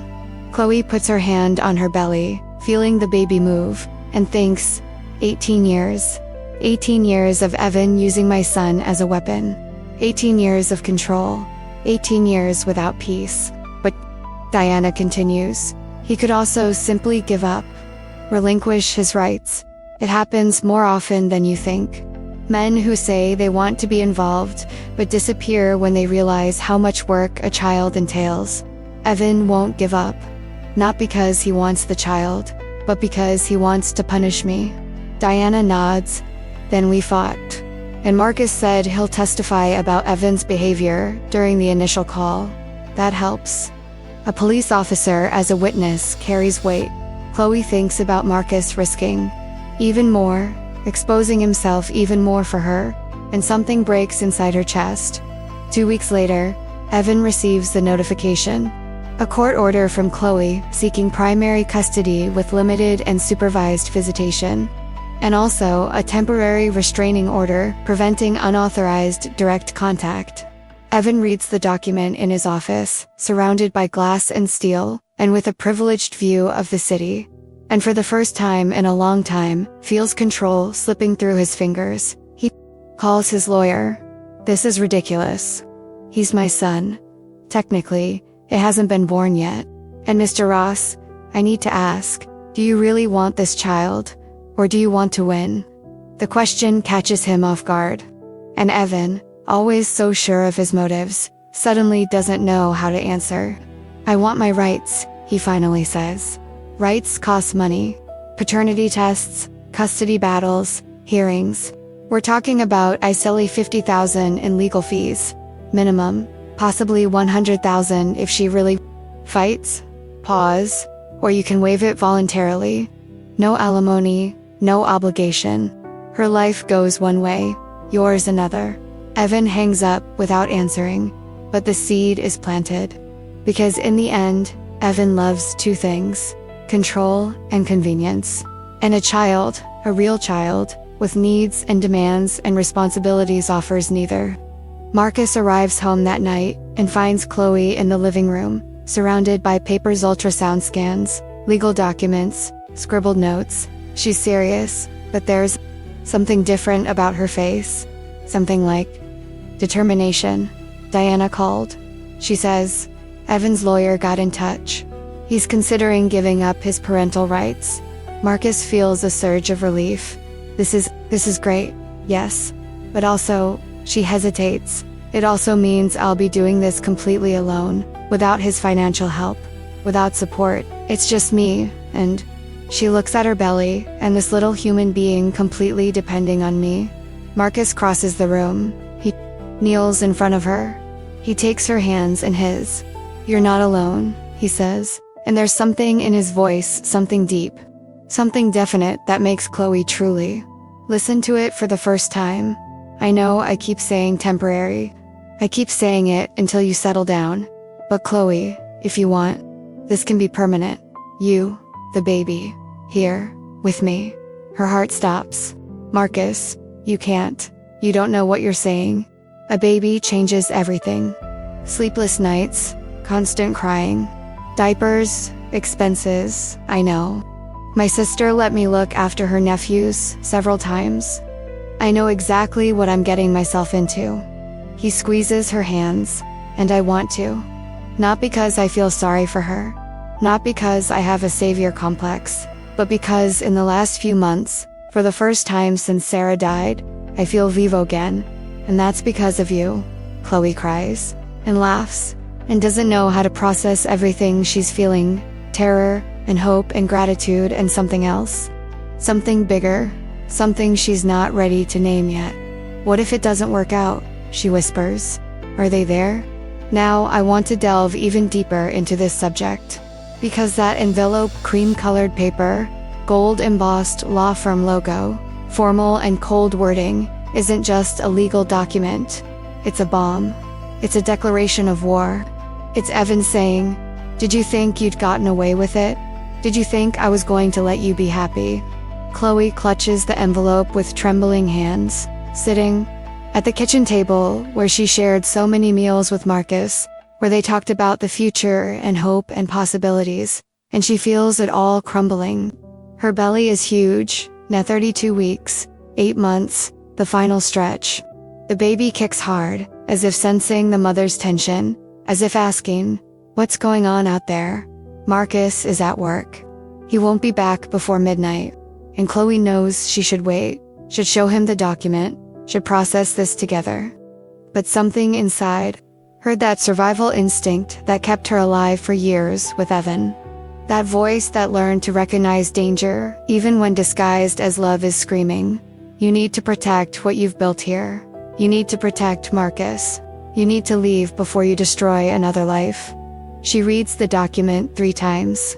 The words become jumbled, legal jargon turning incomprehensible, but the essence is clear. Evan wants a paternity test. He wants to establish rights. He wants 50-50 shared custody. And between the lines, in the carefully constructed sentences, Chloe reads the true message. "Did you think you could leave me? Did you think you could choose someone else? I'm going to destroy everything you built." Her phone rings, unknown number. She should ignore it. But something, perhaps morbid curiosity, perhaps the need to confront the monster, compels her to answer. "Hello. Did you receive my letter?" Evan's voice is soft, controlled, dangerous. Chloe closes her eyes. "I received it." "Great. So you understand. This baby is mine too. You can't just exclude me. You said you didn't want to. You told me to have an abortion. I've changed my mind. I'm a father. I have rights." Pause. "And Chloe, darling, do you really think you're going to win this battle? You, living in the house of a police officer who's being investigated for misconduct. You, with no money, no family, no stability, while I have an apartment, a solid career, unlimited resources." The room spins.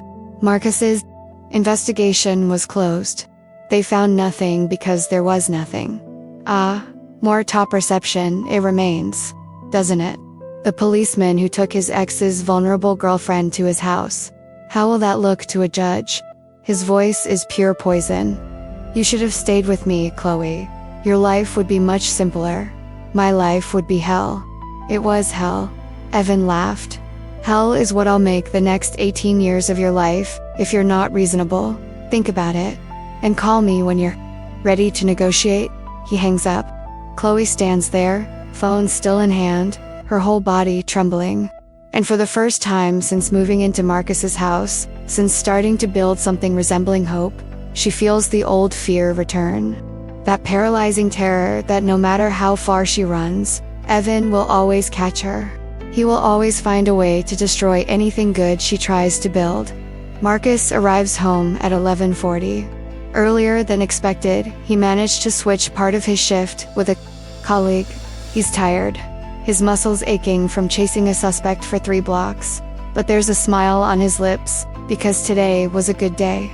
No fatalities, no tragedies. Just honest work, keeping the city a little safer. He opens the door, expecting to find the house silent. Chloe probably already asleep, but the lights are on. And when he enters the living room, he finds her sitting on the sofa, surrounded by paper, her eyes red from crying. The smile fades instantly.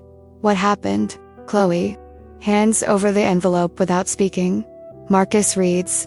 And with each line, he feels anger, growing, that cold, controlled anger that is far more dangerous than explosive fury. When he finishes, he carefully places the document on the table and sits down next to Chloe. "Okay, this is serious. But it's not the end of the world," he called. Chloe whispers. "Later, he said he's going to use you against me.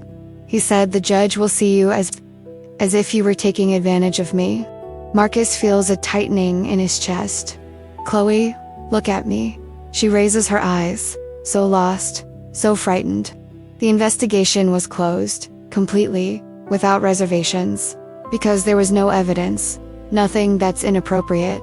And any decent lawyer will destroy his attempt to use that. He takes her hands. "Diana will take care of this. We'll fight. And we'll win. But what if we don't win?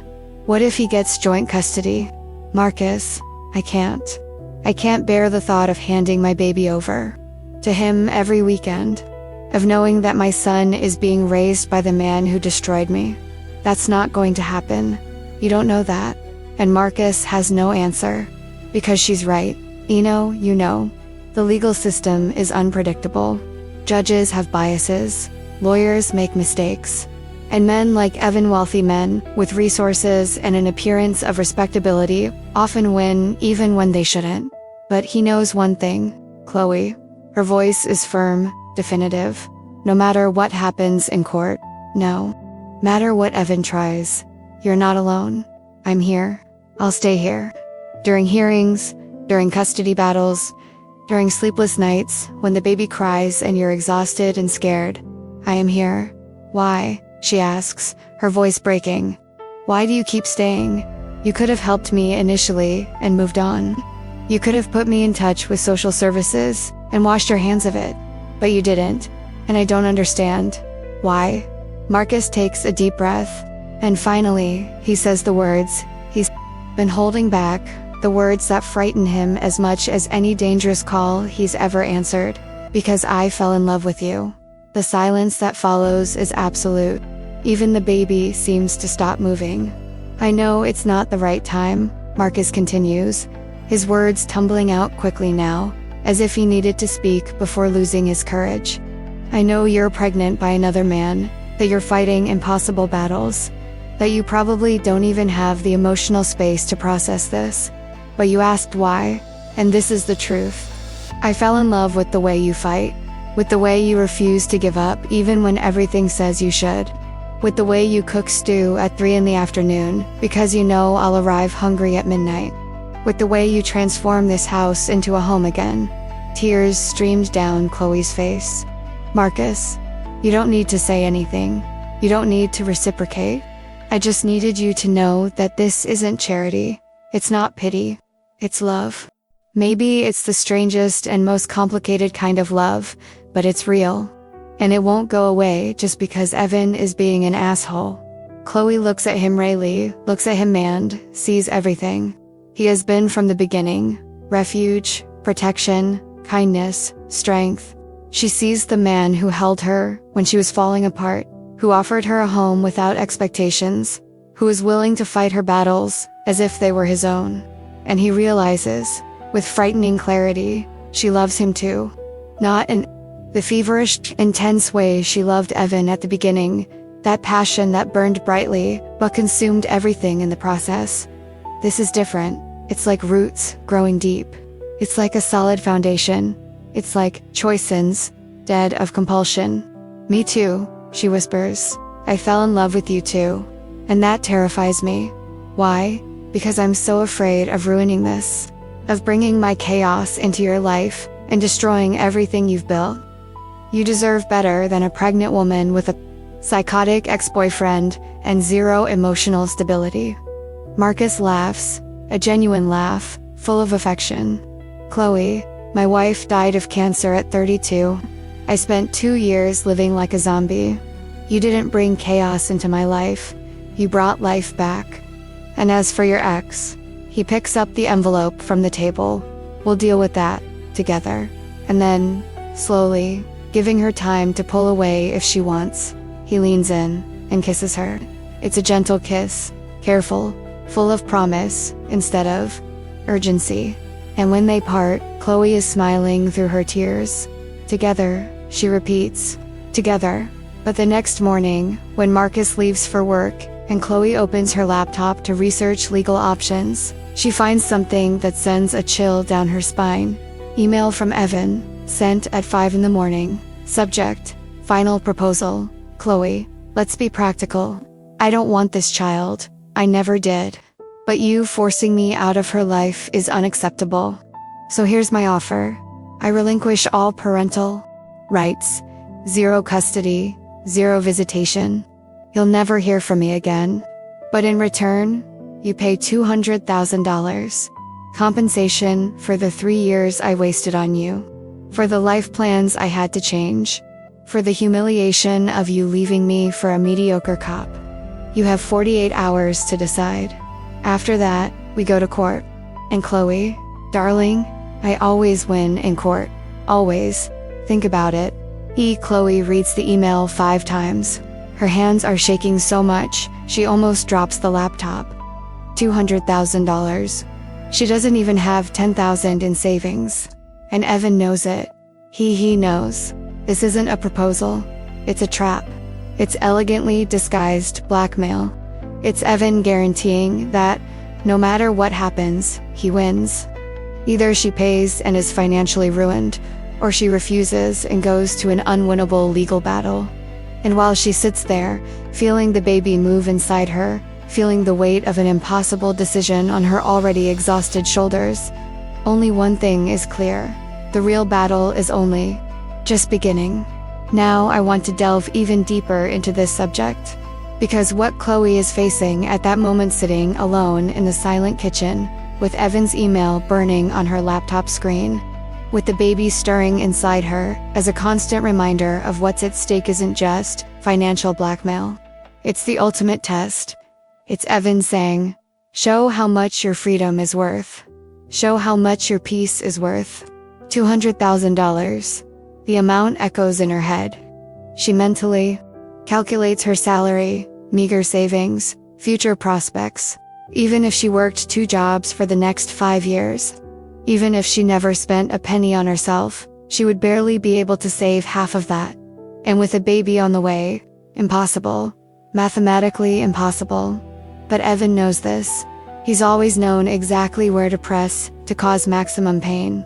She looks around Marcus's kitchen, the table where they ate together hundreds of times, the stove where she learned her favorite recipes, the window overlooking the small garden he meticulously tends. This place has become a sanctuary. It has become home. It has become proof that goodness still exists in the world. And Evan wants to destroy that. Chloe closes her laptop. She takes a deep breath. She places her hands on her belly, feeling the baby's kick strong now, insistent, as if the child were saying, "Fight on, Mom. We deserve this." When Marcus arrives that night, she shows him the email.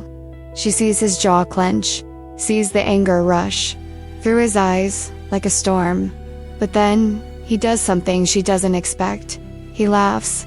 It's not laughter born of humor. It's laughter of recognition, of sudden understanding. He showed his cards, Marcus says. He finally showed his cards. Like this. Blackmail is a crime, Chloe, and he was stupid enough to put it in writing. Marcus picks up his cell phone. "I'm going to send this to Diana now.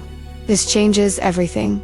And for the first time since opening that email, Chloe feels something beyond fear. Hope. Small, fragile, but real. Because maybe, just maybe, men like Evan don't always win. Maybe sometimes they get so confident, so certain of their own invincibility, that they make mistakes. Mistakes that can be used against them. Marcus pulls her into a hug, and she allows herself to melt there, allows him to hold the weight she has carried alone for so long. "We're going to win," he whispers into her hair. "Not because we have more money or better lawyers, but because we're fighting for something real.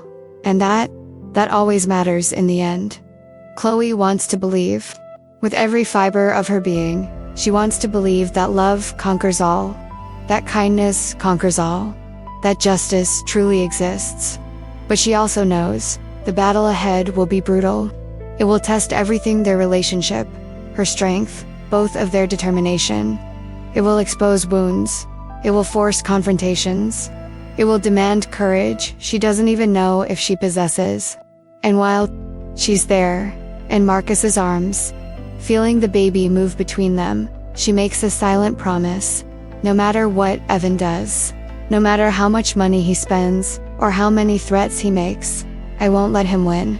Not this time. Never again. Because some battles aren't about winning. They're about refusing to give up. And Chloe finally understood.